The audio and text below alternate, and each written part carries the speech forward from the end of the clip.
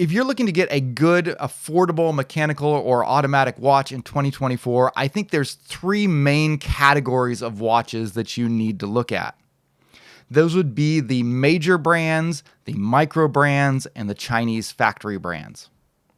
Now, each one of these three categories offers something different. There are strengths and weaknesses there. And today what I want to do is take a look at an example of what I think is a very good watch from each of these three categories.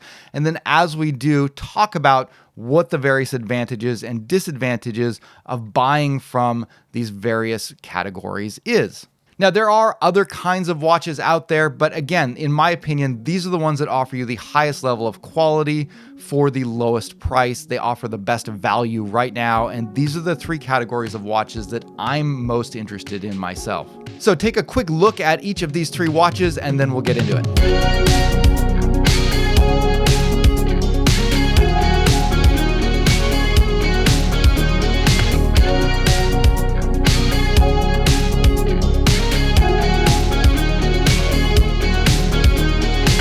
Hey guys, this is Dave. The channel is Just the Watch, and this is a channel all about affordable watches. So if you're interested in building a good, high-quality watch collection without spending a ridiculous amount of money, this channel's for you. As always, I am recording this from my home in Iwate, Japan, and thank you so much for stopping by.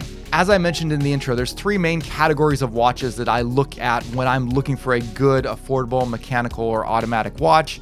And again, those would be the major brands, the micro brands, and the Chinese factory brands. When we talk about major brands, I'm talking about brands like Seiko or Bulova or Citizen or Tissot. These are brands that have a long history, and they're brands that have a history of making watches. These are not fashion companies. These are watchmakers, and they make excellent watches. They've been doing it for a long time. And yet there's a lot of these brands that offer very affordable, very reasonably priced watches. The second category you would look at, which has become more popular in recent years, is micro brands. And micro brands are kind of all over the place in terms of design, in terms of price. You've got very affordable ones and you've got very expensive ones. So that's kind of a difficult category sometimes to wrap your head around. Micro brands tend to be younger brands. They do tend to be focused on watchmaking, and they can start out very small with just like one guy designing the watch behind it and then sending it off to a factory to produce it and then doing all these sales himself, to full-on watchmakers that are now starting to create their own movements like Christopher Ward. So it's become a very broad category, and yet I still think there's a few defining features of micro brands that make them appealing, particularly in the more affordable price range. The final category I want to look at is Chinese factory brands. These are brands that are created by Chinese factories that often produce the watches for micro brands and even for major brands sometimes. So oftentimes you can get a similar level of quality and fit and finish that you would get in a micro brand or a major brand, but you're going to get it at a much lower price because it's being sold directly from the factory, usually over sites like AliExpress. Now, I like watches from all three of these categories, and today I've got examples from each of them to show you as we look at and talk about, again, the various strengths and weaknesses of watches from these categories. Representing major brands, I have the new Seiko Mini Samurai or Shogurai. It's got a bunch of names. Some have called it the Ronin as well. This is a very new release from Seiko, so I think it's a great example of what major brands like Seiko are currently offering right now. Representing micro brands, I have the Cuttlechron from MMI Watches. This is a watch that is in Kickstarter right now, which is something that's very common with micro brands. And I think it'll be an interesting point to talk about too, considering this distribution model that a lot of micro brands go through. It's a very interesting looking watch, very well spec'd, very reasonably priced. And representing Chinese factory brands, I have a watch from San Martin, which in my opinion is one of the best value for money Chinese factory brands out there. This is one of their newer watches. It is an original design, not a copy or ripoff of a luxury brand or a so-called homage like so many of the Chinese factory brands focus on.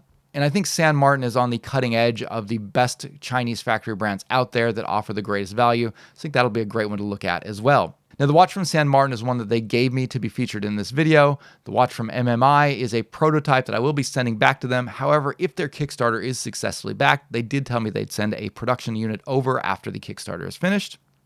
And the Mini Samurai is one that I purchased myself because Seiko doesn't give me watches. But because I did get some free products, YouTube does consider this a paid promotions, which is why you saw the flag at the beginning of this video. However, as always, none of the brands had any control over the content of this review. So with that out of the way, let's jump in and take a look at our first watch, which is the Mini Samurai from Seiko, and talk about what it is that major brands offer. All right, I want to start by talking about major brands because I think this is going to be the main point of comparison when we move into looking at micro brands and these Chinese factory brands.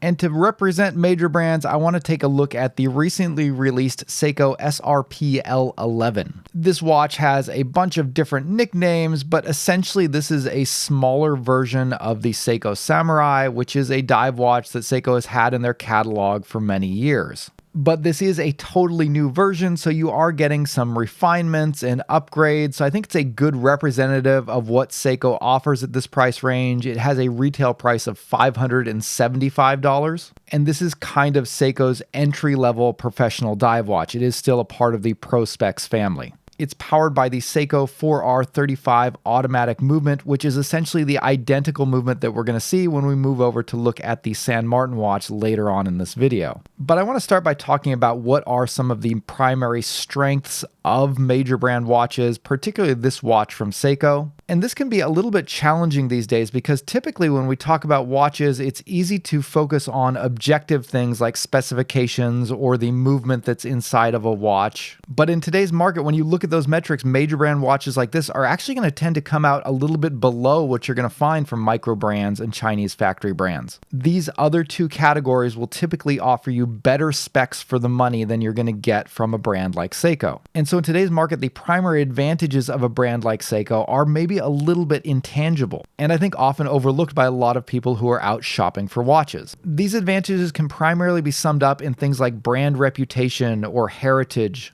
which can sound like a little bit of marketing speak, but I think they're actually extremely important. It's very easy to look at the specs list on a watch and to see which has the more expensive components put into it. But that specs list is not going to tell you how well the watch is built. It's not going to tell you whether the company that's producing the watch is being completely honest about the performance of the watch, and is not going to tell you what kind of customer service or support that you're going to be able to get from the brand after you purchase the watch. Seiko is a brand that has been making watches. They've been making dive watches specifically for decades now. And they have earned a reputation for building among the most robust and reliable dive watches out there. One piece of evidence in support of this is that this is a diver's certified watch. This means that Seiko is so confident in the water resistance of the watch that they put it through a series of tests to have it actually certified as being able to perform at that 200 meters of water resistance that they claim. That's something that none of the other watches that we're going to be looking at today actually have. They're going to put a depth or pressure rating on the dial of their watches, and they may even have done internal testing at their own factories to make sure that that's accurate. But without going through the independent verification, you're really kind of just going to have to trust them on it. And oftentimes when you're looking at micro brands and Chinese factory brands, you're being asked to trust a brand that doesn't really have a lot of track record to know whether or not you should trust them. And so if you really want reliability, a major brand with a history of making good watches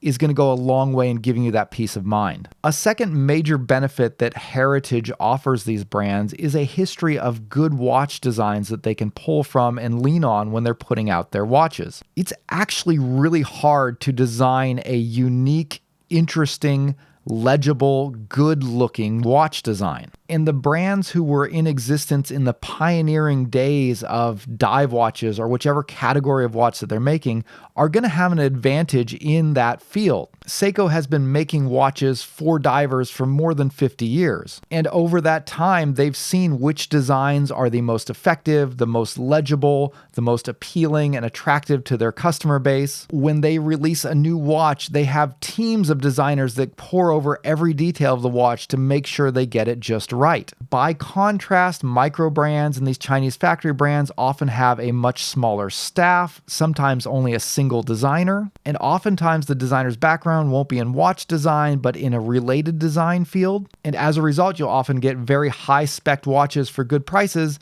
but the design may not be that good. And this is kind of a dangerous thing because I think oftentimes we sort of fool ourselves when we see incredibly great specifications for the price.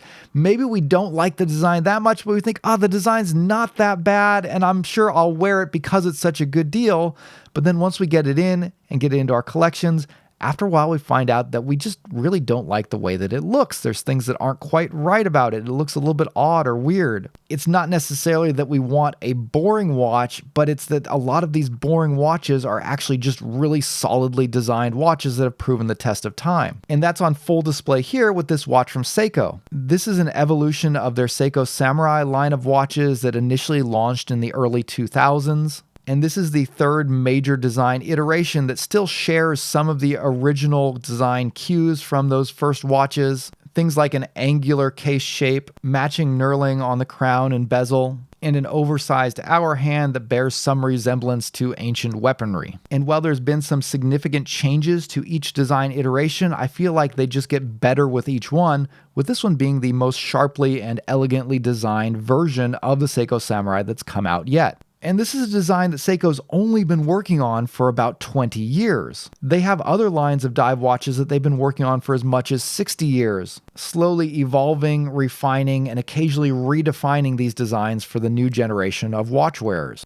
And you can't really just shortcut those decades of experience unless you take the route of just copying what brands like Seiko or other established major brands have done and incorporating that into the design of your new watch for your new watch brand.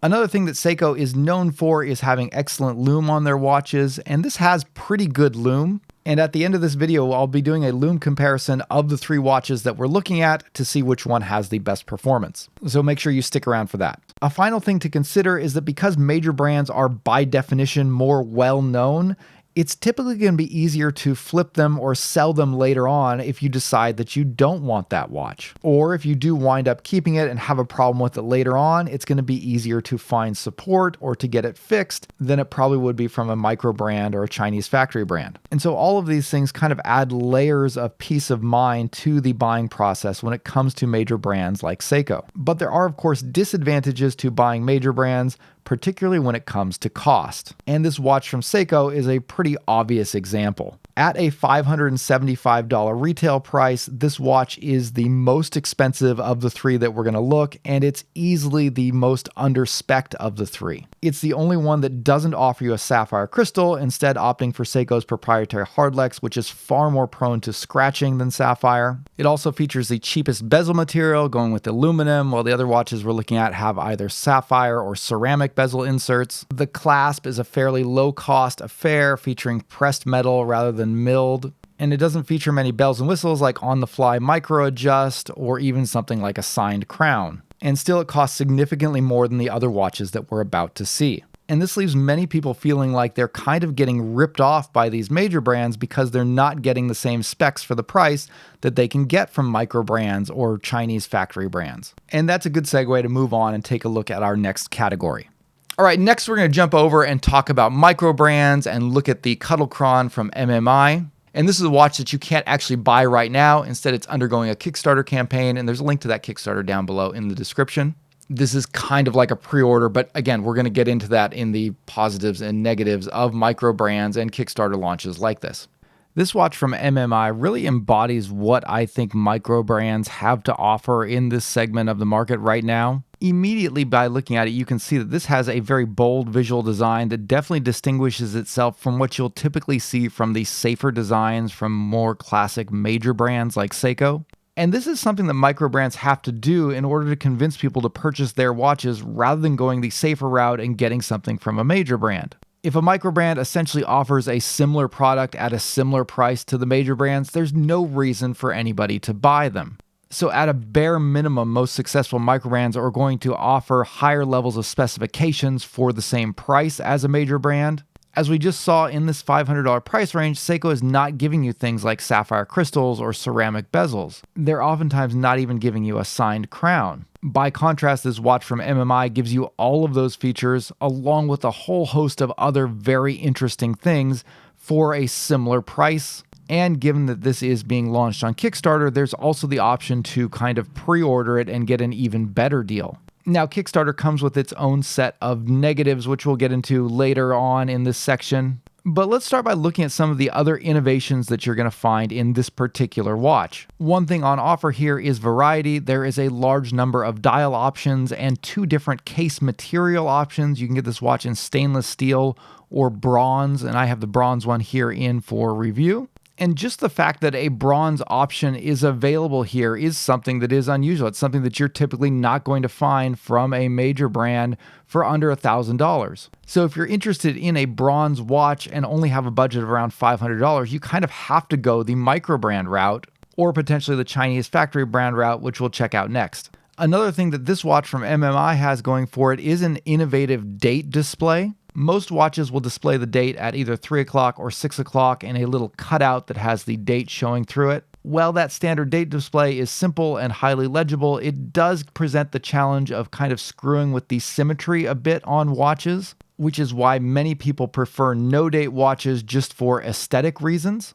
And so MMI has come up with an alternative way to display the date, which is by printing the date numbers in a ring around the intersection of the dial with a little cutout next to each day of the month, with the current date being marked by an orange fill color in the cutout next to it. This is a very simple and elegant and creative way to implement the date feature. I think it looks good, it's cool, it preserves the symmetry of the watch better, and I think it really opens up a lot of options for creating watch designs and dial designs that normally wouldn't look good with your standard 6 or 3 o'clock date window cutout. Finally, this watch has a very interesting case design here. This is a square case that is 42 millimeters across and 42 millimeters lug to lug. The lugs are actually built right into the case, so this is a perfectly square watch, and even more so because they've hidden the crown in the lower right-hand corner of the case, so you don't even see that protruding from one side of it. So the case itself is also very symmetrical. And in addition to all of this, they are of course giving you an excellent set of specifications,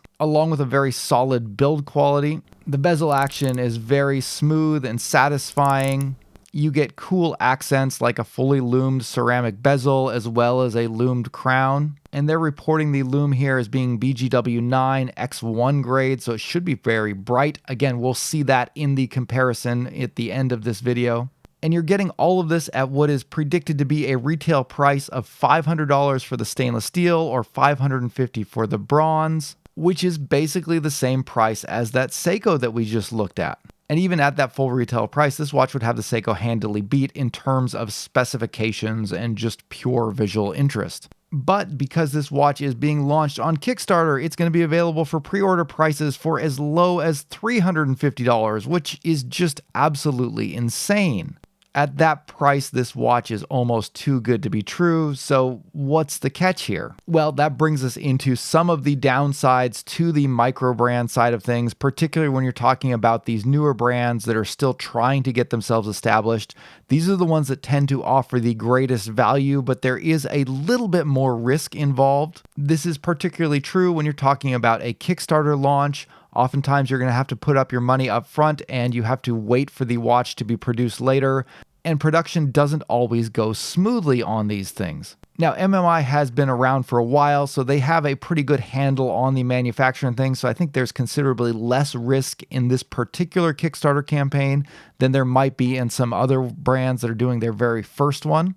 But that is something that you have to consider. And it also means that this watch isn't actually available for purchase yet. And if the Kickstarter doesn't succeed, it may never be available for purchase. And that highlights another difficulty of a lot of micro brands in that they can be very difficult to actually get your hand on the watch that you want. Oftentimes these watches are made in small batches. They sell out and the brand may or may not have the resources to do another run of them. So you might stumble across a review of this amazing looking watch that you absolutely love and then go to purchase it and find out it's just not available anymore and it may not ever be available again. Some other challenges related to micro brands is that they often are going to have a lot lower resale value compared with much more well-known major brands. So if you go digging around the micro brand scene and find this really cool, unique diamond in the rough and purchase it, and later decide that it's actually a lot rougher than you expected, you may have a significant challenge trying to offload it for anything near the price that you paid for it originally.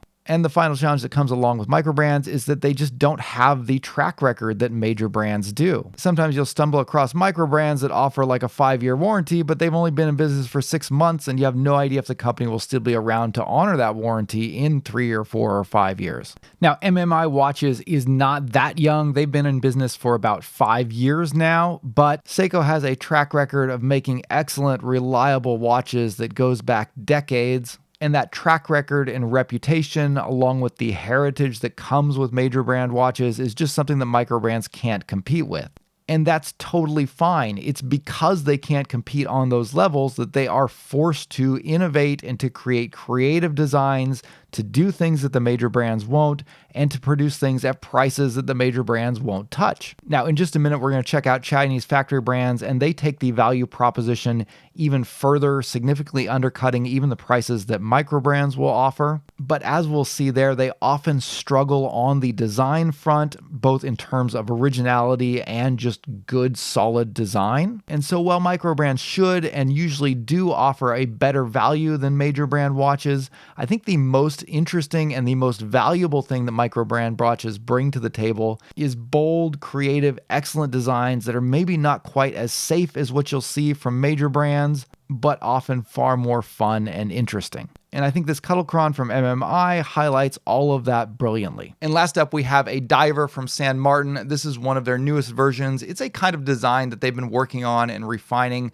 sort of making their own for a while now. I have an affiliate link to this watch down below in the description. So if you are interested in purchasing it after this video, do me a favor and use that link. I'll get a small commission. It won't cost you anything, but that would really help me out. All right, so rounding out our list, we're going to take a look at the SN0116B from San Martin Watches, and this watch is going to represent the Chinese factory brands. So China has gotten extremely good at manufacturing watches, and it's no secret that many micro brands and even major brands use Chinese factories to manufacture their watches. Now, the level of quality that can come out of these factories will vary a lot, and your price will obviously factor into that. But the good quality watches will easily match or exceed anything you'll see coming out of either Japan or Switzerland in this price range. You know, I think Japan and Switzerland are still going to have the advantage when you talk about producing luxury watches, but when you're talking about affordable watches, particularly in the under $500 category, the watches that are coming out of these Chinese factories are incredibly impressive.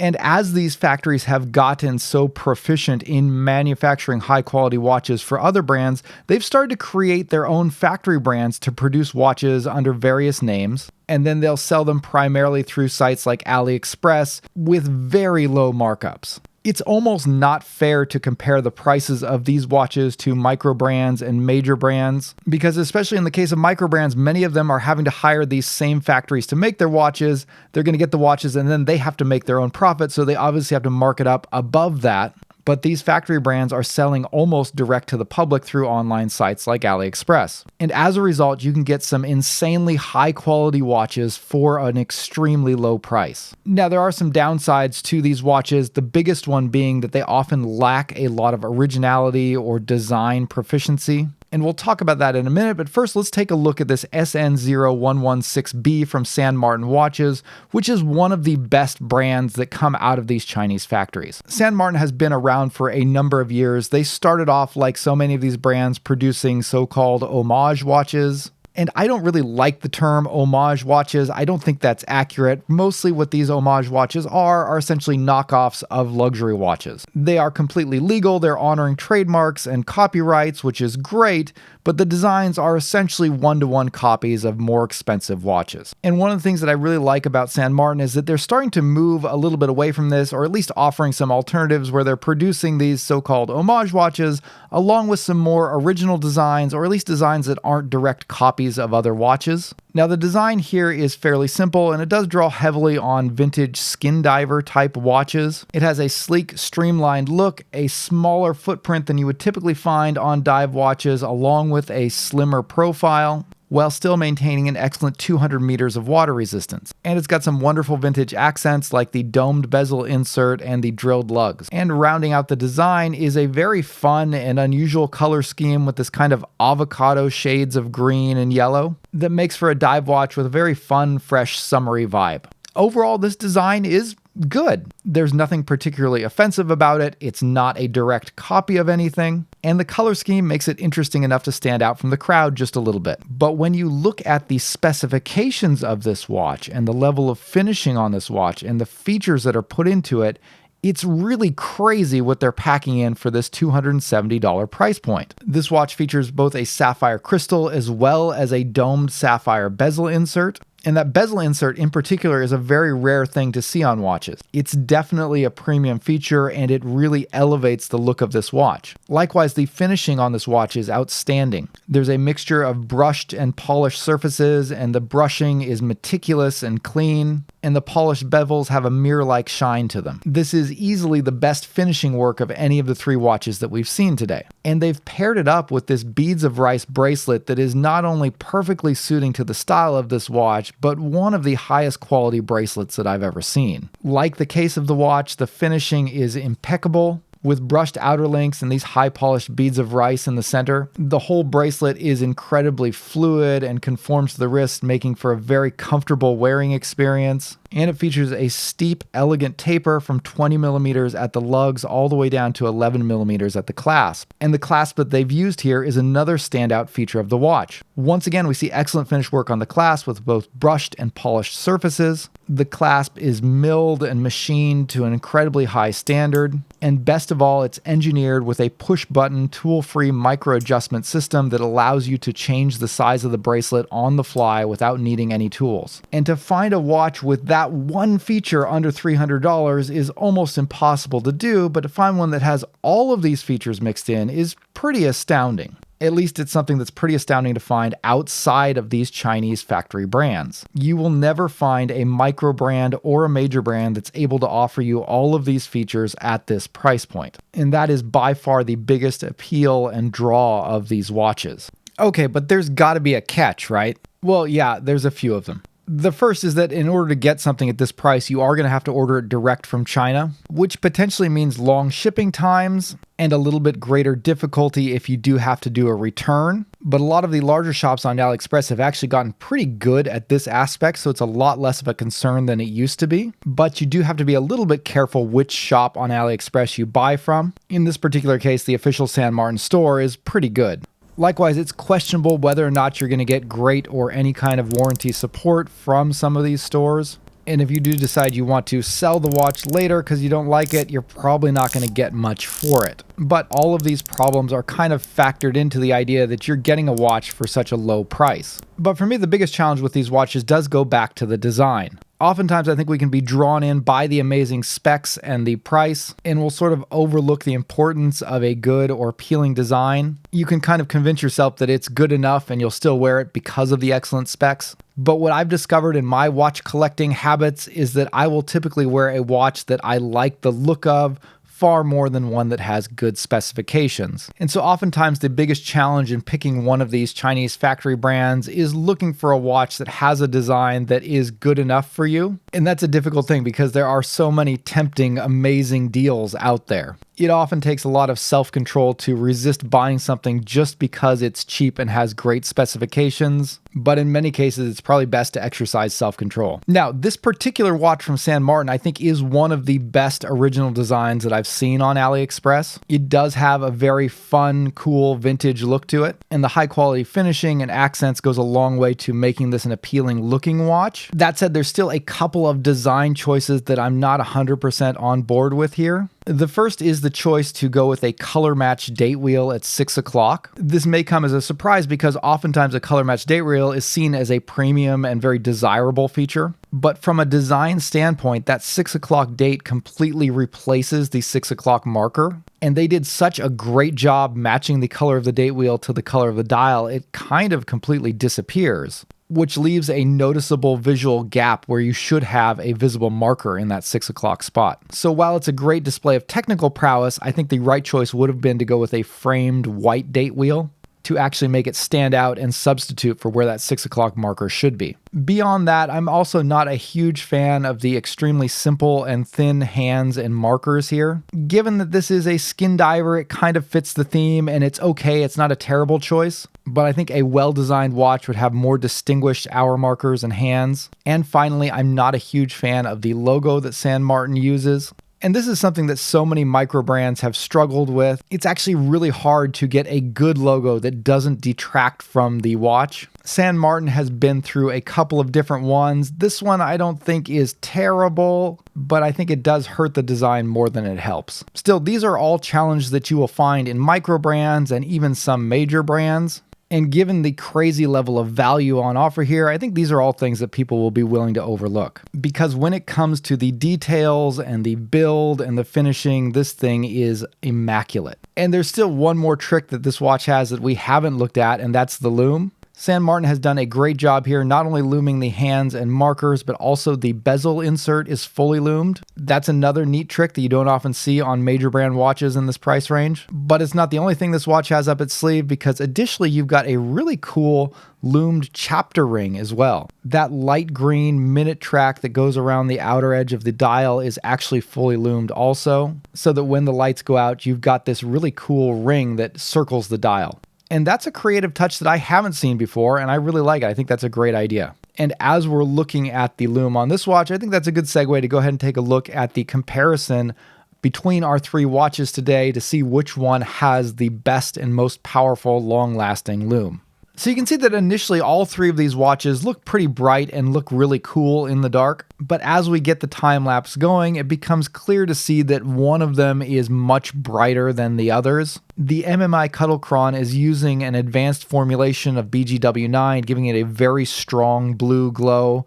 And this is just a prototype. They've said they might even be able to get it a little bit higher for the production units. That one easily takes first place as the brightest watch after 1 hour in the dark with a score of 15 on my J-Score system. Seiko comes in second with a somewhat disappointing score of 7. Typically on their Prospex divers, I expect to see at least a 10 on this. Still, with those large lume plots, even though they're not extremely bright, it's still going to give you a usable level of after dark performance. But overall, it's a little bit below average, which is kind of shocking for Seiko. Normally, they're very good. Finally, in last place, we have the San Martin, and I think that's largely due to the fact that they use such thin hands and markers. There's just not a lot of surface area to apply lume, so it's not going to be as bright. Still, even for having such thin hands and markers, they managed to almost keep up with Seiko here, so for that, I'm actually kind of impressed. All that to say, I'm not particularly surprised with the results. Over and over, I've been seeing micro brands really excelling in this lume performance. And oftentimes this is one area where the Chinese factory brands tend to cut some corners to save on cost. So if you're looking for a super bright watch in the dark, the Cuttlechron will definitely give that to you. And I think in general, micro brands is the place you would want to look for that. All right, guys, that's going to wrap up the video for today. Thank you so much for watching. Definitely drop me a comment down below. Let me know which of these categories you tend to focus your attention in. What's your favorite category to purchase in, and what are you like building your collection around? Love to hear your opinion. Also, if you're interested in getting a t-shirt like this, it is available on my website at justthewatch.com. If you like this video, please hit the like button down below. And if you're interested in more content like this, definitely invite you to subscribe if you haven't already. That will wrap it up for today. Thank you for watching. I'll see you later. Bye.